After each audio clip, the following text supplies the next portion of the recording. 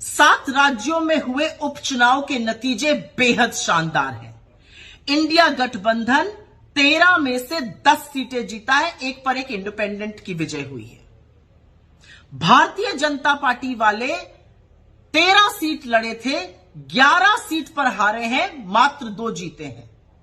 यह देश सिरे से बीजेपी को नकार रहा है। यह देश नरेंद्र मोदी को 1 महीने के अंदर ही एक और बड़ा संदेश दे रहा है और फिर से कह रहा है कि हमें नफरत की, हिंसा की, वैमनस्य की, उल जलूल की बातों की राजनीति नहीं चाहिए। हमें अमन चाहिए, हमें शांति चाहिए, हमें चैन चाहिए, हमें मोहब्बत चाहिए, हमें प्रगति चाहिए। यह देश कह रहा है कि नीट पर चर्चा चाहिए। यह देश कह रहा है कि मणिपुर के घाव पर मरहम चाहिए। यह देश कह रहा है बेरोजगारी और महंगाई से निजात चाहिए। एक संदेश प्रभु ने भी दिया है। पहले अयोध्या हारी बीजेपी और अब बद्रीनाथ धाम हार गई। यही नहीं, बीजेपी अयोध्या, ये सब राम जी से संबंधित जगह हैं।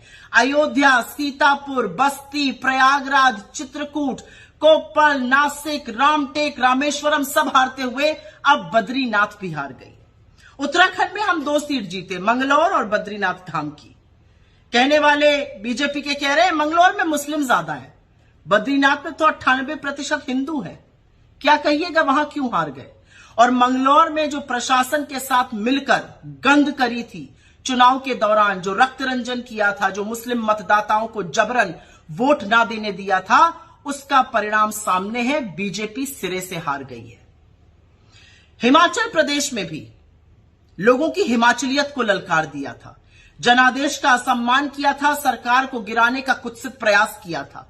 जिन 3 सीटों पर निर्दलियों का इस्तीफा दिलाकर चुनाव कराया गया, उनमें से 2 कांग्रेस ने जीत ली।